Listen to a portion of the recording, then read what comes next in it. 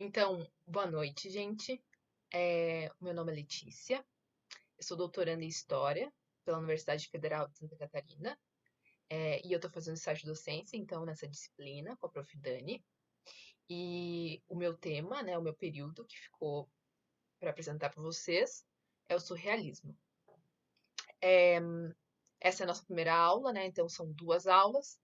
Essa aula de hoje eu vou fazer um panorama geral sobre o que é surrealismo, como que os artistas se expressavam através desse tipo de arte.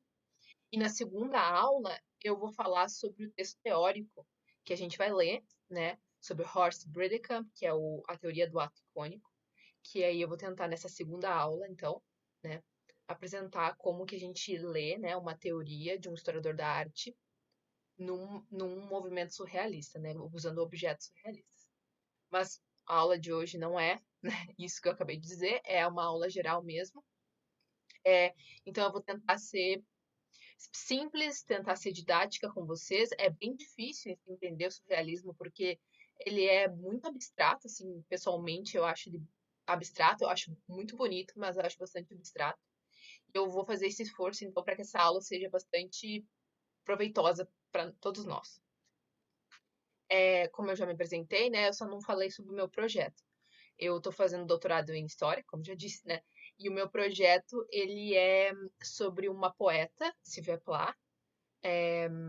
A minha, o meu objetivo no doutorado é desenvolver uma pesquisa sobre essa poeta, usando os diários e as cartas e os contos dessa poeta. E eu quero tentar ler essa documentação através da história das emoções. A história das emoções é um campo relativamente novo na história, e, e, eu, e esse é o meu objetivo no doutorado em história, né? Então, quem sabe no outro momento, na aula síncrona, eu posso explicar melhor isso, né? Já que a aula de hoje é surrealismo, não tem nada a ver com a Sylvia Plath, embora eu com essa aula tenha percebido que muito do que os surrealistas pensavam influenciou na poeta que eu estou pesquisando. Então, isso é muito interessante. Eu estou feliz com isso, inclusive. Então, é isso. Então, vamos começar essa aula. Então, para poder entender o surrealismo, a gente precisa primeiro pensar qual era o contexto em que surgiu o surrealismo, né? Então, o surrealismo ele surgiu num período entre guerras, então entre a Primeira e a Segunda Guerra Mundial. A Primeira e a Segunda Guerra Mundial foi um momento de quebra filosófica, econômica, emocional, material para todo mundo naquele período. Tudo mudou, assim, as pessoas tiveram noção do poder de destruição que o homem poderia ter, né, ao desenvolver grandes armas e tecnologias que colocaram em risco a vida de todas as pessoas e trouxeram muitos traumas, né? Então, o período em que surgiu o surrealismo é um período em que vários movimentos de arte estão surgindo, e entre eles, o que eu considero, eu acho que os historiadores também consideram, o que mais influenciou o surrealismo foi o dadaísmo. O que foi o dadaísmo? Eu adorei o dadaísmo, assim, dei uma longa pesquisada no dadaísmo. E a questão do dadaísmo é que é uma revolta que vários poetas, artistas, pintores, eles tiveram com essa destruição que o mundo estava passando. Então, a ideia do dadaísmo é uma anti-arte. Então, eles fazem de tudo que vocês podem imaginar. Eles são percursores da performance. Eu acho que no final da nossa disciplina a gente vai ter uma aula com o Jefferson falando sobre performance. Os dadaístas, eles faziam muitas performances. Eu acho que esse vídeo que está passando agora no slide é um exemplo de uma performance dadaísta que acontecia num café. Esqueci o nome do café, mas depois daqui a pouco vem o nome do café.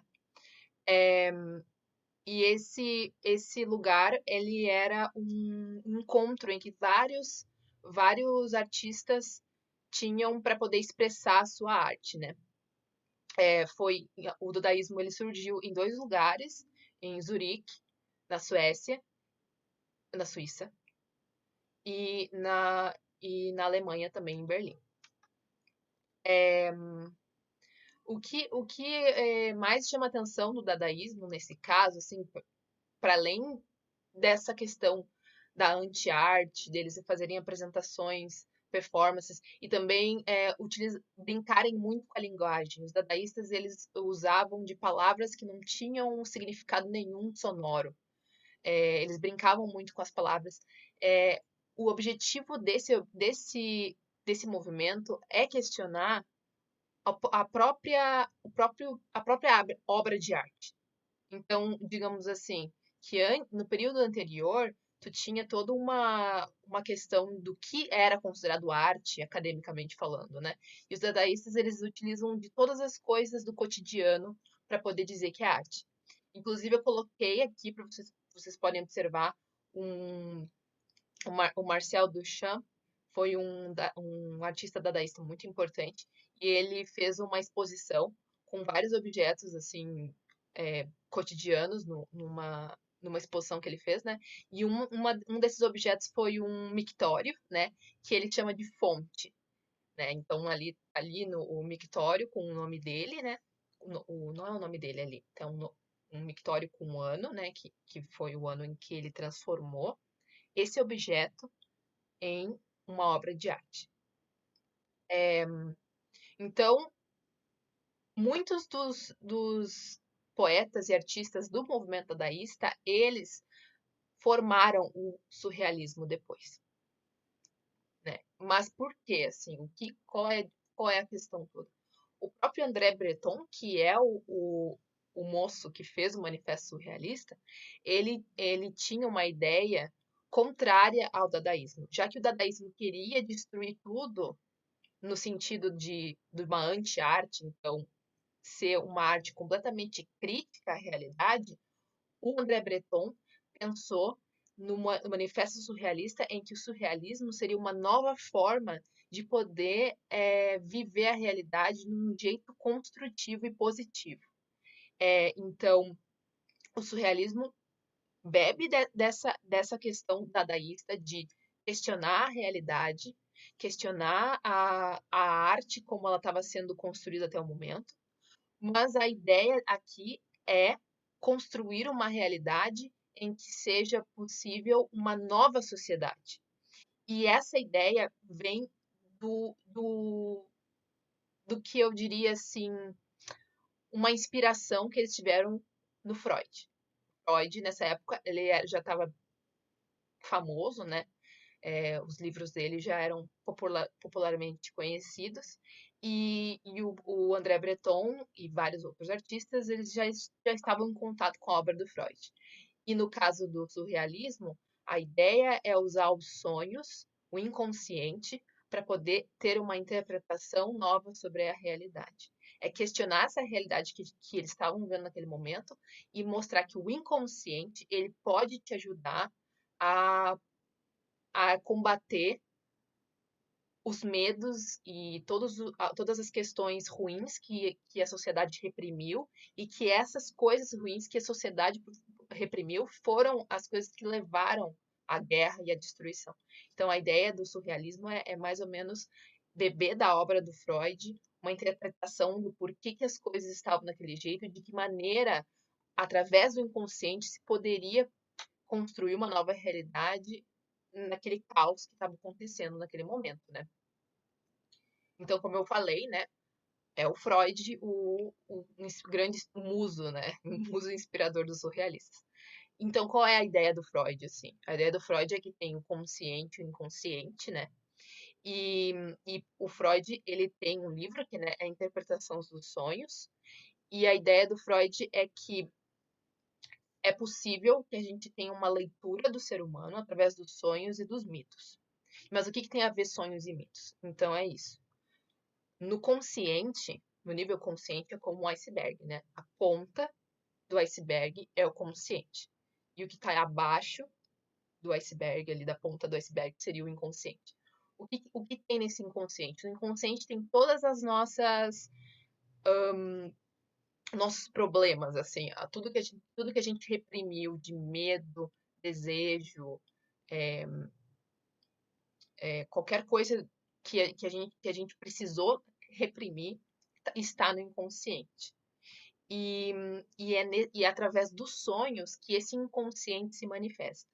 Então, pesadelos, sensações ruins em sonhos significam alguma coisa relacionada a algo que foi reprimido no inconsciente e que chega no consciente só uma parcela desse inconsciente, porque quando a gente tem um sonho, esse sonho ele é, digamos, traduzido para o consciente e aí então através da análise, que é a grande proposta do Freud, é que a gente consegue ir construindo uma interpretação dos símbolos que esse sonho pode dizer sobre nós.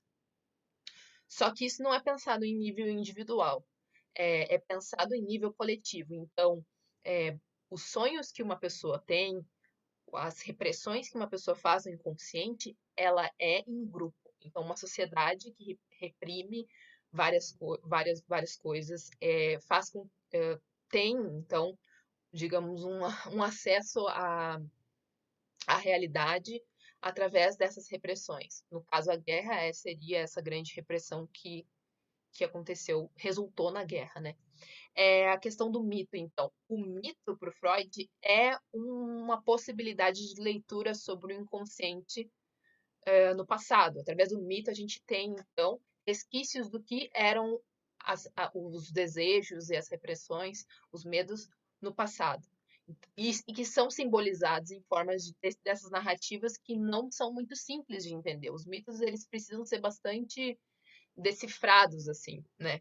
Então, toda a obra do Freud é baseada na leitura dele, né, sobre mitos. Então, essa é a ideia. Então, não sei se eu fui clara, mas é a questão de que os sonhos e os mitos dão informação sobre o inconsciente e tudo que foi reprimido nesse inconsciente e que traz problema para a nossa realidade, que é, então, nesse caso, nesse período, a guerra. Então, coloquei aqui esse slide rosa para vocês entenderem mais ou menos um resumo do que eu tentei até agora dizer do que é o surrealismo. Então, o surrealismo é uma herança do dadaísmo, os dadaístas super críticos sobre a realidade.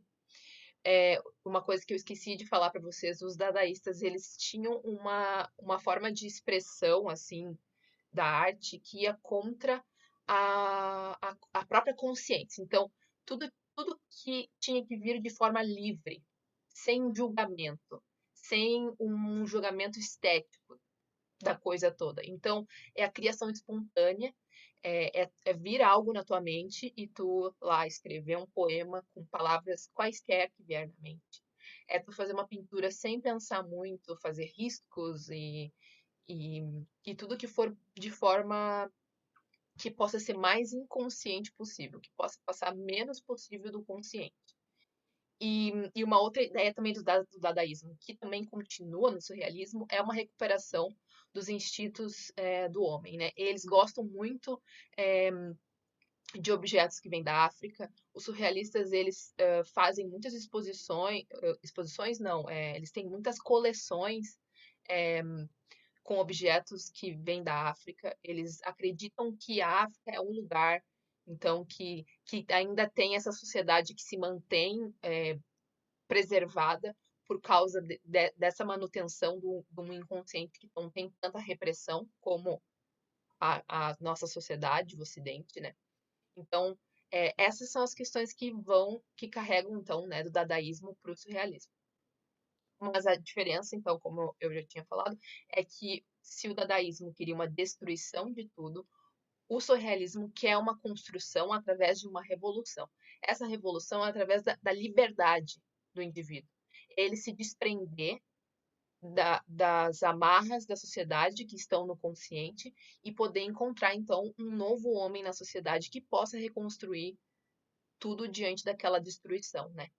Então, essa revolução, então, é a partir desse conhecimento de si, do indivíduo, dessa liberdade que o indivíduo poderia ter através da exploração do seu próprio inconsciente, né?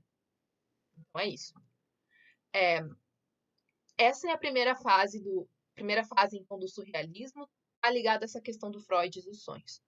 Mas já na segunda fase, do surrealismo já tem uma pegada mais política. O André Breton, ele fez o segundo Manifesto Surrealista, em 1930, e o Manifesto Surrealista, o segundo Manifesto Surrealista está diretamente ligado a uma defesa política do marxismo. Então, ele acredita numa revolução através do marxismo. O segundo Manifesto Surrealista também já tem outros membros, é, também já eram membros do dadaísmo. Então, o Tristan Tzara era um dadaísta, o Max Ernst também era um dadaísta, o Jean Arp também. É, então, aqui tem alguns.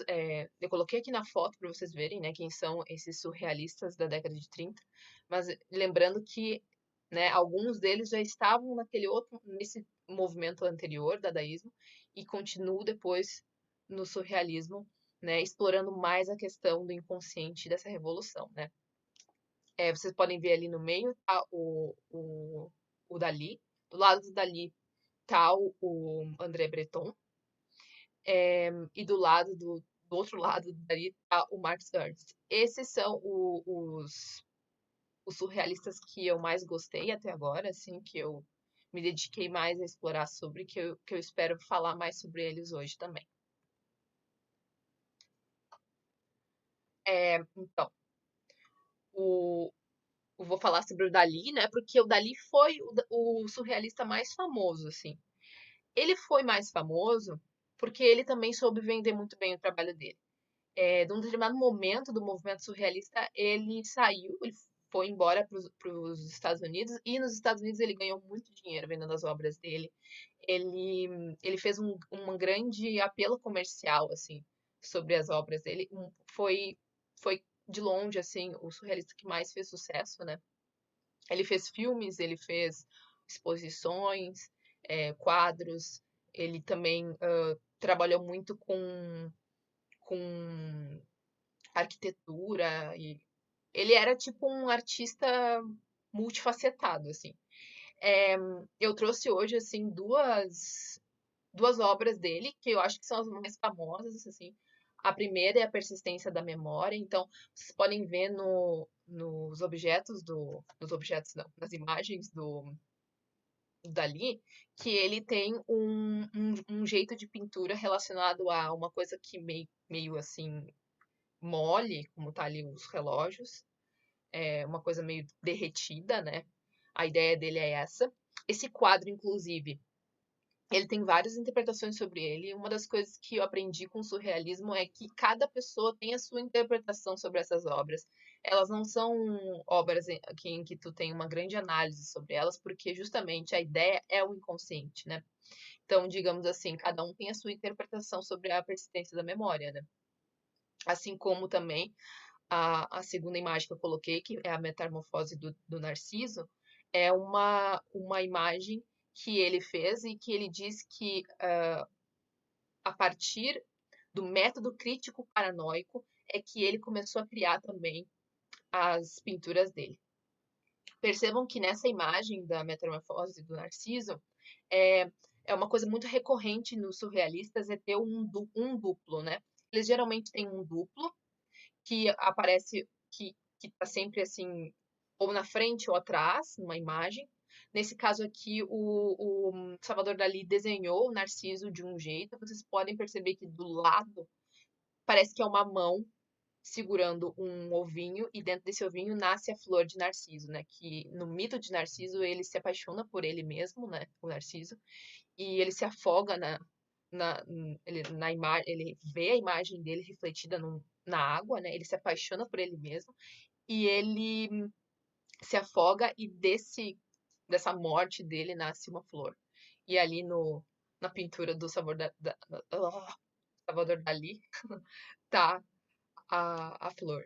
E também uma outra coisa interessante sobre o Salvador Dalí é que ele faz imagens, mais de uma imagem dentro de uma imagem, vários cenários, na verdade.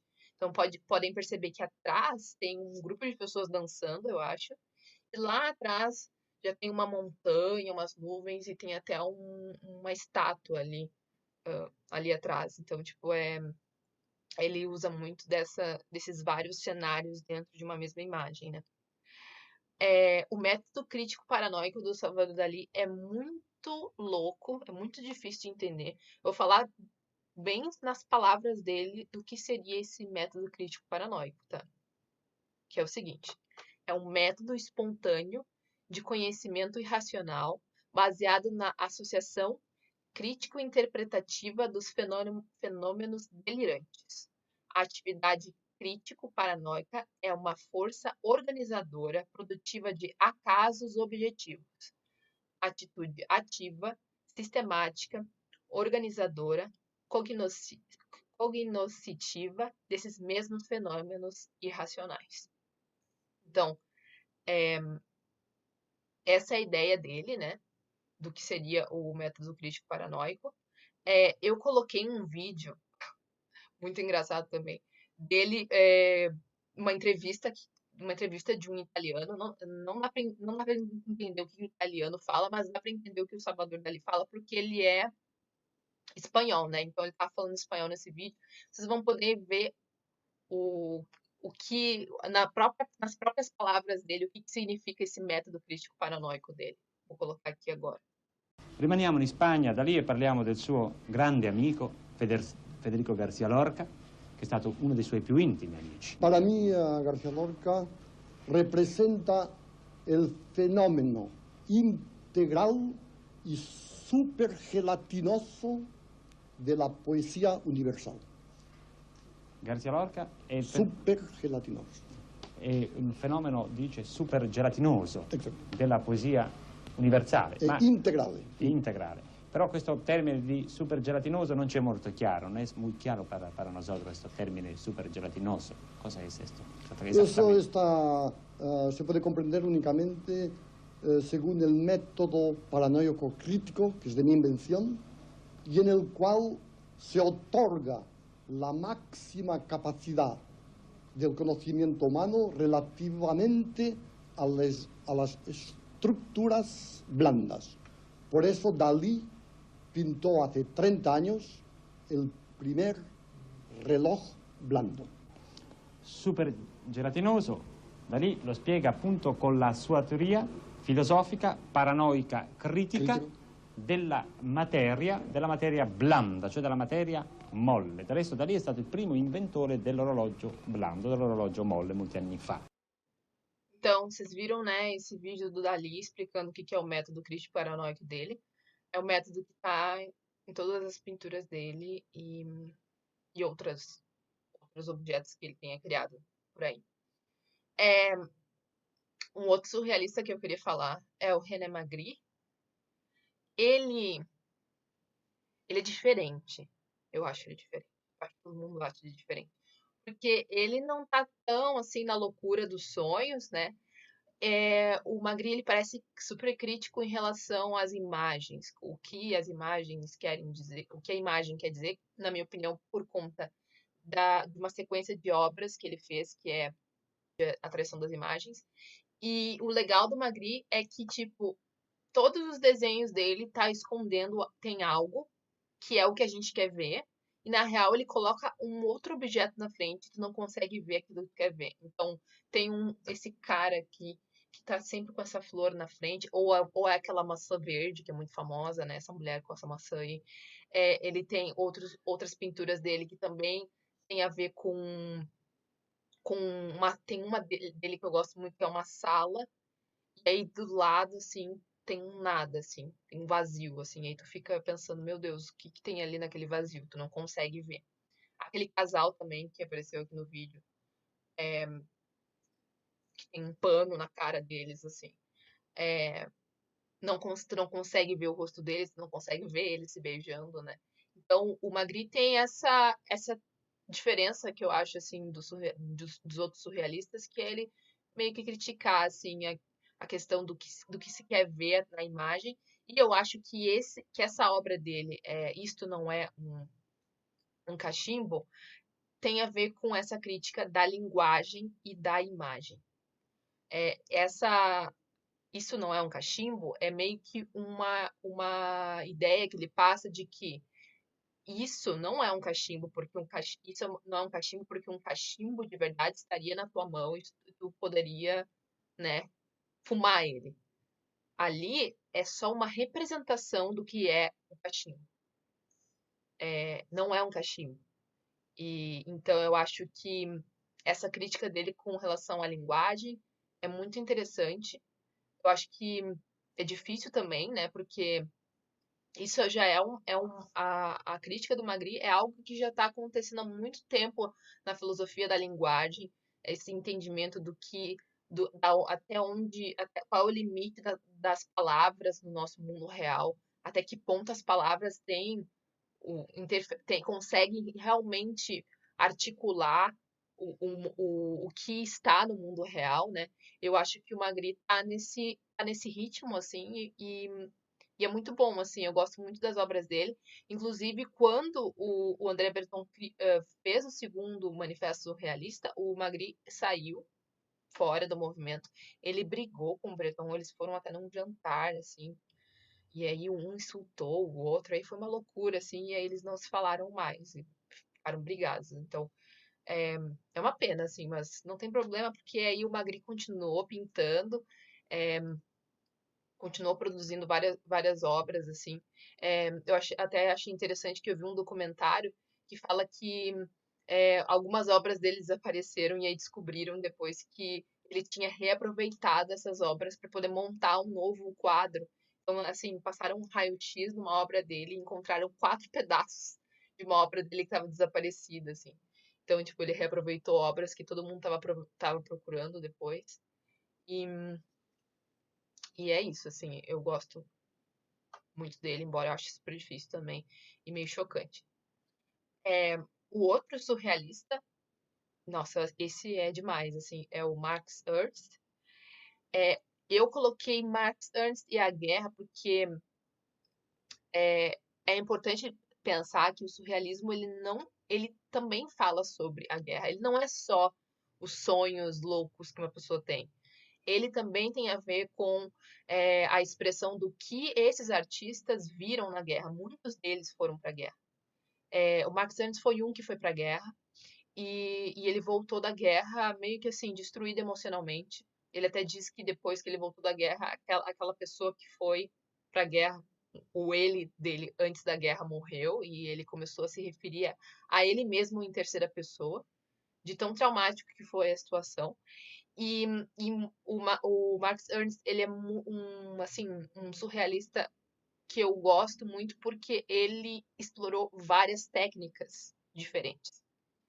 Como eu já falei antes, ele era do movimento dadaísta, ele é alemão, né? E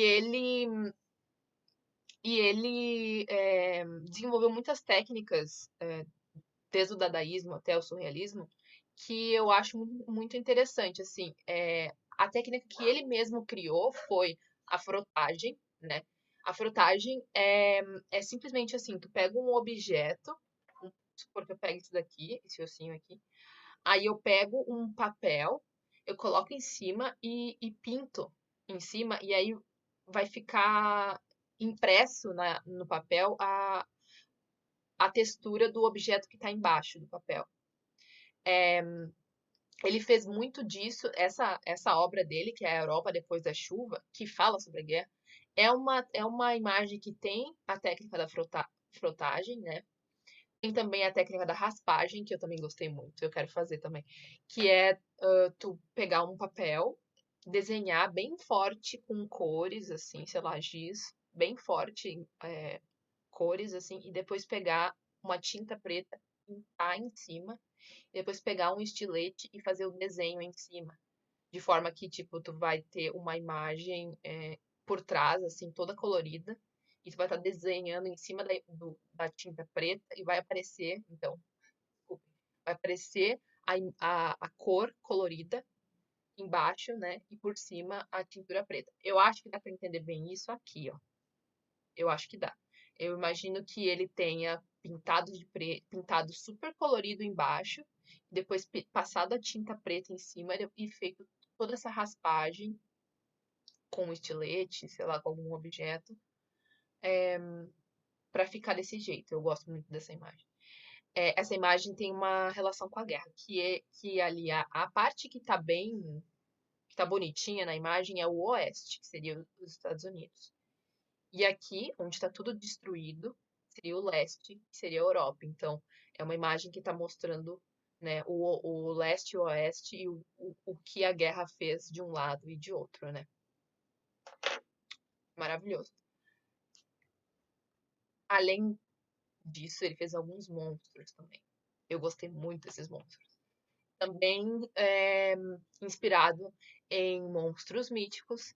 Ele fez esses monstros numa época em que ele estava muito mal, assim, que estavam perseguindo ele porque tinham achado a arte dele uma afronta. E aí ele precisou fugir, né?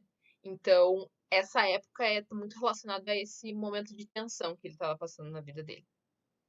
Então, eu quis mostrar as imagens do Max Ernst para mostrar também esse lado da guerra no surrealismo. Tem muitos outros artistas que também fazem pinturas meio assim pesadonas, assim, que não tão coloridas como o Dalí, sabe? Ou como o Magritte. E eu acho interessante trazer isso, né, para a gente poder ter uma ideia de que o surrealismo não está desconectado desse horror, né? Embora o surrealismo pareça ser um movimento meio assim viajado assim das ideias, eles estão pensando muito sobre o momento político que eles estão vivendo e tal. Isso é interessante. Ah, e aí por último, quis encerrar nessa aula trazendo as mulheres surrealistas. Eu trouxe só 4, tem muito mais, tá? Tem outras muito maravilhosas também, mas assim, eu não ia dar tempo de eu colocar todas. Então aqui eu trouxe essas 4. Também são as que eu mais gostei, tá? A Remédios Varo, a primeira aqui, a Doroteia Tanin, a Leonora Carrington e a Frida Kahlo. Assim, as mulheres surrealistas não eram muito bem-vindas. Não é que elas não eram bem-vindas, tá? Elas participavam das exposições, inclusive o André Breton tinha contato com algumas delas, né? Mas digamos assim, elas não foram muito bem reconhecidas assim como artistas surrealistas tal como o Max Ernst ou o Dalí. Mas elas são muito boas, assim, eu achei maravilhoso o desenho delas, é bem diferente, assim, ó. O que elas querem dizer nas imagens dela tá muito relacionado com a condição feminina também. Então, assim, aqui nesse caso, a Dorothea Tannen, eu não coloquei imagens dela que falam sobre esse feminino, coloquei essas crianças no corredor aqui e ela mesma, né? Aqui é um desenho dela mesma, inclusive esse casaco é muito lindo, eu adorei. Mas as imagens da Doroteia têm uma questão de mulheres dentro de um cômodo, uma porta aberta, sempre tem uma porta nas imagens dela. Crianças, tem tudo isso, assim, nas imagens dela e ela era muito crítica com relação à posição da mulher na sociedade, né? A Dorothea Tannen foi esposa do Max Ernst, mas depois e eu acho que foi com ela até que ele viveu até o último momento da vida dele. Também tem a Leonora Carrington, que também foi esposa do Max Ernst, mas eles se separaram depois. Eles tiveram que fugir, né, da guerra. Então a Leonora, ela tem uma pintura muito assim, muito, eu acho muito louco isso, porque ela lembra o Bosch, né? Ela lembra muito ele. E também ela fez muitas pinturas relacionadas à questão de espiritualidade, assim. Ela tem uma inspiração com coisas herméticas, com seres de animais, assim, natureza. Ela tem muito uma ideia de que os animais e a natureza são essa ponte que leva para esse inconsciente, para esse estado, não inconsciente, mas para esse estado primitivo que os surrealistas gostavam muito, né? Então as obras dela são bem, assim, nessa coisa, assim, meio espiritual, assim. Essas que eu trouxe também não são espirituais, assim, mas várias obras dela são bastante espirituais. A Leonora era amiga da Remédios Varo. A Remédios Varo, ela, ela é espanhola, tá? Eu esqueci de dizer, mas a Leonora Carrington, ela é britânica e a Remédios Varo é espanhola. E elas se conheceram em Paris, eu acho. E depois a Remédios Varo foi pro México. Porque a Leonora Carrington, ela foi embora pro México, também fugindo da guerra, né? E a Remédios Varo não foi fugida da guerra, ela foi fazer uma visita no México e acabou gostando e ficou lá. E ficou muito amiga da Leonora. Inclusive, dá pra ver, assim, ó. Eu vou voltar de novo. Como é parecido, assim, parece que elas inspiraram uma outra na pintura. A Remédios Varo, a pintura dela tá mais relacionada com a ciência. Ela era muito apaixonada pelas questões da física, pelo Einstein, e, e tudo que ela pinta está relacionado, então, essa coisa alquimista, assim, e relacionado à ciência. Então, tem algumas pinturas dela, tem uma mulher mexendo, assim, nos fluidos, assim, tipo, num laboratório e tal. E ela é bem mística também. Por último, eu trouxe a Frida Kahlo, que também é mexicana. Também conheceu a Remédios Varo e a Leonora, né? A Frida Kahlo, ela é considerada surrealista.